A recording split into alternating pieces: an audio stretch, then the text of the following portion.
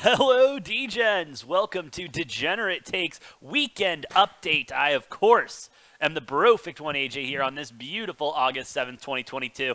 And, of course, to my left, your right, he is the man with the numbers, the sportsbook whisperer, college basketball guru, daddy of the diamond, and all hail the king of the links, the money train, Mr. Noah Engelbretts. And Noah, how the hell are you doing today? Obviously, no less than fantastic. My boy, who I've been hyping up for a couple weeks now, Ju Young Kim, Tom Kim, as he prefers to go by, taking home the victory by a solid 4 or 5 strokes Yeah. today. Um, yeah, just crazy. Love that. Love that for him. Second youngest player to win a PGA Tour event behind Jordan Spieth since 1931. There's a bunch of guys in the 20s and 30s who were younger and won it, but we don't really count them. Nobody knows who they are, so No. No, not at all. But no, I mean, Noah, you did the thing where you send me the late night Saturday text, and you're like, AJ, I'm telling you, Tom Kim's doing it.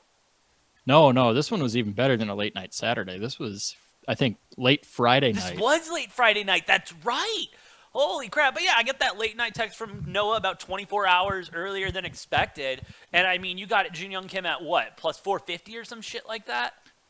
Yeah, 450 was the number, baby. Then what? You unloaded like what, 3-4 units on it? Yeah, somewhere in that ballpark. Dirty pick from the moneymaker, Noah Engelbretts. And Noah's out here killing it, dude. Wasn't necessarily an exact unit bet, but it was a hefty sum, Yeah. No, absolutely. And hey, when you go for it, you got a bet that you like. You got to fire it off, bro. Yeah, AJ, I think that's 5 or 6 golf tournaments in a row that I've had my Saturday or Sunday pick cashing in. So yeah, I mean, Noah, I'm calling you king of the links for a reason, bro. You're out here just dominating this late game handicap. Yeah, man. Hey, what can I say? Just gotta judge the feel of everything. Yeah, I did also end up with a little bit of 1-2. I had another one placed when he started with the quadruple bogey on the first hole of the first round. Not something you want to see ever, but fights his way back to 1 over, about 9 or 10 holes deep into the first round. So I'm like, all right, well, he's got the momentum in his favor. So I took him top 20 at that point, and then by the time the Friday round had finished and we were rolling into Saturday, I was like, all right. Hey, I mean, he was in a 3-way tie for the lead then, and I'm like, yeah, have to take him. Gotta do it. Noah, I love it. But let's talk a little bit more about the tournament. Obviously, shout out Ju Young Kim, Tom Kim, for being the GOAT that we know that he is going to be. I mean, we're waiting for the sports books to drop Rookie of the Year lines next year for the PGA at this point. Like, I mean, that's probably going to be my heaviest future bet in a long time. But Noah, enough about that. Windham Championship playing at the Sedgefield Country Club. Obviously, Ju Young Kim winning. Jung He coming in second, tied for second with my boy, Soo Jung Im. And then got Griffin and McGreevy, and then a lot of names that I've never heard of before. Continuing down the list. Shout out Yager, though, tying for 13th, though. Yeah, it was, I mean, the tournament field was really, really tight for a lot of this tournament. I mean, not necessarily after day 1, but then day 2 and day 3, it was really tight. Obviously, a lot of the guys at the top had to finish their round 3 rounds this morning. Mm-hmm. They were out there, had anywhere from an hour 20 to a 3-hour turnover before they had to be back out there playing another 18. Yeah. A lot of them not faring super well this morning who had to go out there. Most of them were over par in the 4, 5, 6, 7 holes they had to play because the course was just so wet. Couldn't get any distance. Everything you'd hit off the tee would just sit, wouldn't roll at all. Yeah. And so coming into round 4, it was a lot tighter than it probably should have been. Oh, yeah. However, the sun baking down on the course, it started to dry out a bit, and by the time the golfers were out there, you had Kim coming out and shooting 8 under on the front 9, shooting a 27, unreal. Yeah, and it ended up being okay today. Just those like 6:30, 7 o'clock rounds were a little rough, but I don't think it had any impact on the final standings per se. Just the final score might have been a little bit lower if they were actually able to finish yesterday. But yeah, I mean, great course, had a somewhat decent field in this event, and obviously, I will say it. I will say it again. I will shout it from the mountaintops. Shout out to Tom Kim for winning this one, notching his first win in only his 9th PGA Tour event. Doesn't even have a full-time player card. Will have one next year. Yeah. He's certainly done well enough that he's guaranteed to have that. And yeah, 34 in the world golf rankings coming into this week.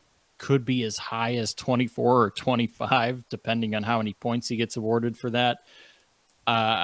He's legit. Yeah. He's legit. Oh, 100%. He just turned 20 a month ago, and already going to be cracking the top 30 in the world golf rankings. No, the guy is an absolute stud. You don't see a lot of golfers come around like this where they just have so much talent and skill that they can just put it all together, especially at such a young age. So, again, shout out to Tom Kim for going ahead and doing the thing and finally getting a victory after only 9 PGA starts. Shout out to the man. But, Noah, we got to talk about how this affects everything coming up. We got playoffs coming up, bro. Playoffs? We got playoffs coming up and championships coming up, brother. How are we looking on the FedEx standings? Obviously, you got Scheffler up there still at 1, Cam Smith, Sam Burns, Schauffele. Not really going to see a lot of change in the top 10 because not a lot of them played this weekend. But, Noah, I mean, this is... Well, none of them. None of them played this weekend. Absolutely. They're all getting ready. But, it does seem like this is going to be our top 10 going into the playoffs. Got St. Jude's this weekend starting on Thursday. Noah, what are you looking for early going into this week before we actually release our betting picks on Wednesday? Well, I wouldn't say it's set by any means. I mean, we got 2 more golf tournaments. Obviously, if you don't know how the PGA Tour playoffs work, we got next week the top 125 players all have the opportunity to play if they choose to do so. They all get points as usual. The points actually, I believe, are a little bit higher, maybe 10 or 15% more inflated than a normal PGA Tour event would be. So, anybody who's in the top 125, they do have a chance to get to the final round. So, the second week of the playoffs is the top 70. The last week is the top 30.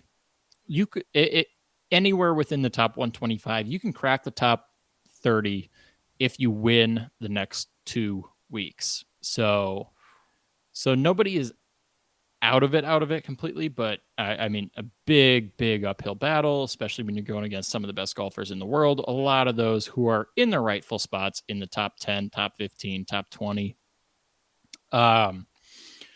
Only shift in the top 10, which is important because everybody who finishes within the top 10 starts with some degree of a stroke advantage when we get to that final week in the top 30.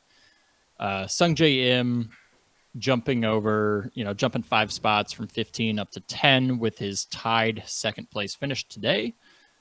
So he is in 10th right now. Couple of guys, you got a handful, the whole 10 through 15 all drop in one spot. And, there's been some other movements, other jumps, but I think the biggest news story out of all of them, what they kept mentioning was Ricky Fowler, who was hovering right around that 125 line. The other importance of the 125 line is you have to finish within the top 125 to keep your full-time PGA Tour player card. So Ricky Fowler almost losing his full-time player card for the PGA Tour. thanks to other guys not finishing as well as they started the week, he finished at 124 here. So Ricky Fowler will be a full-time tour player next year, in case anybody was nervous about that, worried about that. But yeah, it'll be interesting. Not a lot of hope for those guys at the bottom unless you like realistically to improve your stock and move on to the next week. If you're in that 90 to 125 range, you kind of have to fit. You don't necessarily have to win, but you got to finish at least top 3 to potentially move on to the next week. And then you got to either win or finish like top 3 again to potentially move on to the next week. So yeah, and you just hope to. You just hope to at this point. And the boys are obviously going to put their heads down this week and get into it. We will have our full bets, locks, and degenerate takes for the St. Jude Championship later on this week. Make sure you're following us on Twitter at DGenTakes so you can get updates whenever we do post a video. But Noah, do you have anything else to say on the PGA or the FedEx Cup before we move on for today? Yeah, I just got to give my boy Ju Young Kim a little bit more of a pedestal here. So I believe I saw he would be 38th in FedEx Cup point standings. Wow. If he was a tour member, and he's played 9 events. And, most of these players have played, a lot of them are anywhere from the low 20s to the upper 20s on the amount of events they'd played this year. And he'd be 38th with only 9 events. So, I just got to give him a shout out. Kid's a stud, and he's the next big thing. I think I said that a couple weeks ago that he's the next big thing in golf, and I'm just reaffirmed by it after this week. And Noah, I hear you talk about him all the time. I've started jumping on the bandwagon at this point as well. He's just such a solid golfer. Every part of his game is so crisp, so clean.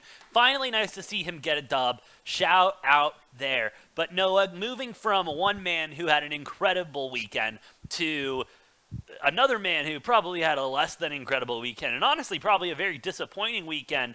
And I just want to start it off by saying the Browns will be the Browns. As Kareem Hunt, the news does come out that he has requested a trade formally from the Cleveland Browns. And in some backdoor conversations, some, closed door shit, the Browns essentially said, yeah, dude, no shot. There ain't no shot we're trading you and getting you out of town. You see what we did with Baker? We're still paying that guy's salary. You think we're going to go ahead and get rid of you too, and we're still dealing with this whole Deshaun Watson thing? We're going to have Jacoby Brissett in there? No, we need a running back. We need a guy like Kareem Hunt. We need you. But he doesn't want to be there anymore, bro. I mean, at first, the first time I heard this, I was like, this is just a joke. Like, this is the joke account where I'm reading this tweet from. This is no validity. And then it just kept coming out, kept doing some digging. I mean, dude, what the hell is going on with the Browns? Now, obviously, they have not been the best ran franchise in ever. I mean, look at the fact that they're guaranteeing, huh? I said true. Yeah. And I mean, you're guaranteeing a guy who you don't even know how long he's going to play. You don't know when he is going to play at this point, depending on how arbitration. If he's going to play. Son of a bitch. If they do an indefinite suspension, he's got to hit all these benchmarks. I mean, it could be a year, it could be 2 years, who knows? But no, all that I can make of this is that the Browns are an absolute dumpster fire of an organization, and it's not even week 1 yet, bro. What's going on with them? Yeah, the worst part is they're a semi-successful dumpster fire. Yeah, fair enough. Like they've never escaped these issues, but the last couple of years they've been a decent team, and they've still had a bunch of issues, but they've won games. I mean, obviously that's not a continued recipe for success. No, so that's not going to continue. But I saw this and I was like, that's interesting. Kareem Hunt requesting a trade kind of caught me off guard a little bit. Yeah. But it makes me think that there's probably a lot of stuff going on within the Browns organization. I think they're not very cohesive as a team, and that's been kind of hidden from the public, but this is kind of, I think this is going to be the first straw. I don't think it's going to be anywhere near the last straw. No.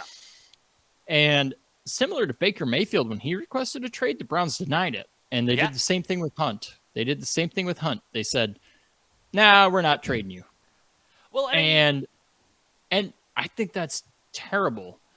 Like, I hate the fact that, these players have so much control. I think they should have some degree of control, but the fact that they have the control, like if they demand a trade, you pretty much have to trade them. no, Like 100%. I don't necessarily like agree with that, but I won't get super deep into that tangent right now.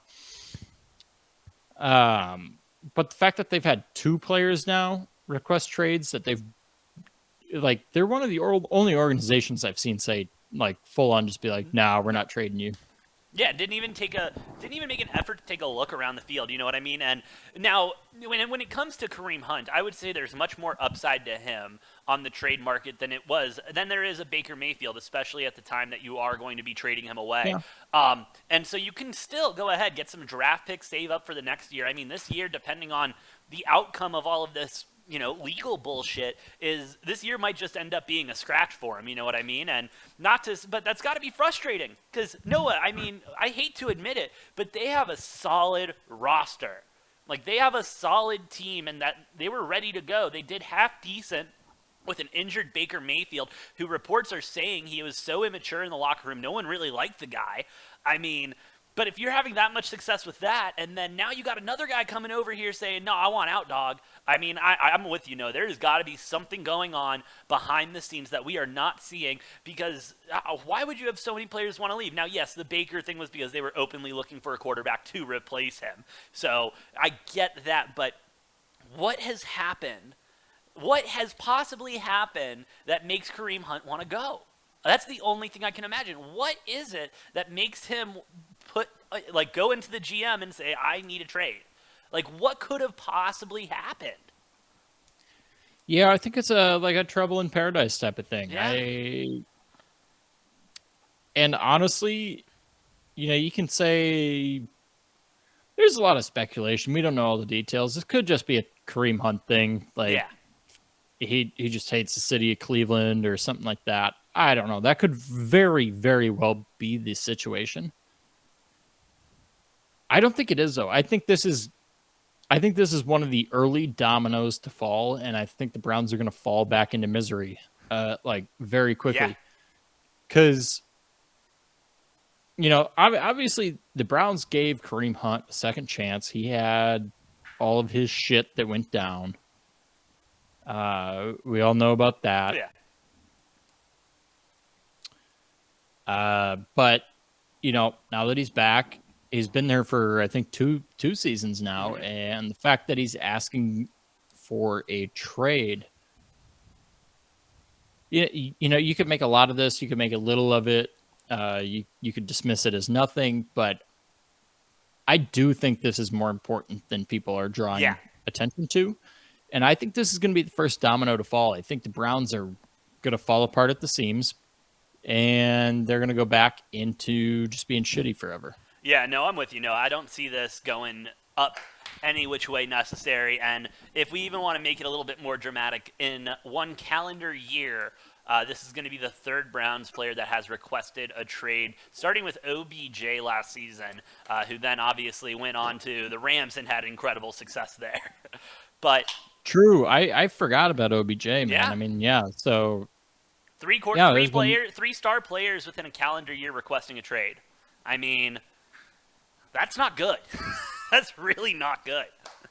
But no, going from an organization that is obviously falling apart at the seams, maybe behind the doors, to an organization that is having a full-on meltdown in front of the world for everyone to see. Arizona Cardinals running back coach this weekend was put on a leave of absence for assault, battery, domestic violence charges. I mean, cool. Like, I get it. Like, don't get me wrong. This isn't like our running back or anything like that, even though, our number one wide receiver is probably going to be in jail for a while and suspended. But, as a Cardinals fan, I'm seeing this, and I'm just seeing a lack of control in our office. And you know what I mean? And it really, and I get it. It's a personal life thing. Shit happens and blah, blah, blah. But, Cliff, do you have any control, bro? Like, do you have any control whatsoever? You know what I mean? And I don't blame the Kyler stuff on him. Obviously, he isn't the one signing the check and making the decisions and everything, but definitely wanted to keep him there. However, it's just this early in the season, and no, we've already talked about it a little bit off air. They do remind us a lot of the Oakland Raiders last season and everything, and they did end up making the playoffs and having a nice little run there. But you know, in a league where there are so many distractions, you don't want any of them coming from your locker room, from your office. And the Cardinals have been able to find a new distraction from their office and from their locker room every week that they've been in training camp. And they've only been in training camp for a week, bro. Like, I'm... Yeah. You know, I was already nervous about re-signing Kyler for that long. I'm already nervous about DeAndre Hopkins getting out there. I'm already nervous about Marquise Brown possibly not playing any games this season. I mean, now I'm worried about our front office and our coaches' rooms and everything like that. Like, this is just, as a Cardinals fan, like, I'm speechless. It's dumbfounding, like, what they are doing and how they are doing it and how fast they seem to be falling apart at the seams. Am I making a big deal out of this, Noah? Is this just a complete overreaction? Are the Cardinals dead? I wouldn't go as far as saying they're dead, AJ, but it is something to worry about because very much like the Browns, it's you know, top down with the organization. It's poorly run. It's poorly run. So you can luck your way into, you can bring your way into a bunch of talent, but if the organization as a whole is run terribly top down, you're going to have problems, and those problems are coming through. And yeah, I mean, that's what's happening with the Cardinals. They need to, like, well, I would go all the way to the extreme of saying Cardinals need a new owner before they're ever going to win anything. But I want to agree with you there, but he just paid Kyler. Like, you know what I mean? And the big thing with Arizona sports, the issue is that we don't pay anybody, and we get rid of everybody before they're good. Like, you know, as they're good, getting into their prime, and then we ship them off for a bucket of balls and everything. And that doesn't seem to be the case with our owner here, Bidwell. But I can't put my finger on it. I don't know what's wrong, but there's a lot wrong with that organization. Well, Keim's terrible. Kingsbury's terrible. I won't go as far as say Keim's terrible. Keim is not that bad of a GM. He's put together a hell of a roster. I disagree. I think Keim's terrible. I think Kingsbury's terrible. I think the talent on the roster is really good. But, I mean, the coaching staff as a whole is terrible. Which is why the Cardinals are a fringe playoff team, is because they have the talent. They just don't have the guidance or the structure to... Or leadership or, you know, anything that you need to be a winning organization, right? Yeah. So they're... because there's winning games and there's being a winning organization. And the Cardinals are good enough to win games. They're not good enough to be a consistent winning organization. Nope, not yet, and I don't think it'll be until this contract with Kyler Murray is up until we do see something like that. But Noah, before we wrap up the weekend update for the Degens, is there anything else you want to talk about, anything else you want to cover before we sign off? Hey man, I don't know. Twins keep narrowly holding on to a first place. In the AL Central. We'll see how long that happens. They have not been out of first place since April 15th, somehow, have also not had more than a 5.5 game lead at any point. So, yeah, you know, let's go Twins. Can't wait for them to get swept in the first round of the playoffs. But more importantly, one last shout out to Ju Young, Tom Kim. Fantastic win. 20 years old as of a month ago and winning on the PGA Tour. I mean, kid's a stud. Hey. His name's gonna be around forever. Get used to it. Start betting him before the odds get too swayed in his favor. No, absolutely. I think he was plus 3,300 coming into this week, so definitely start taking him a little bit more, eh? But yeah, again, shout out to Ju Young Kim for his epic win at the Windham Championship this weekend. We will be back to cover more golf this Wednesday with our best bets, locks, and takes. So please, of course, to follow all the Degenerate content, like, share, and subscribe down below. Help us grow the channel, fight that YouTube algorithm. Follow us on the Twitter, of course, at DGenTakes for the show, myself at Brofect1, and that guy over there, N_Engelbretson for all of his regular Degenerate takes, and then at Engel Money Train for all of the best bets of the day. Noah, how the hell is the Money Train? Are we still choo-chooing along? Yeah, we had our first negative day of the month of August. Yeah. But hey, not by much. Not by much. We're down I think about 1.5 units yesterday, but not bad at all. First negative day of the month. We're looking to bounce back today. Should be just fine. Hell yeah. Did start the month with 5 straight winning days, so just saying. That's why you got to follow at Engel Money Train for all of the best bets and everything. Buy your ticket. Hop aboard the train. Chew fucking chew. Let's go.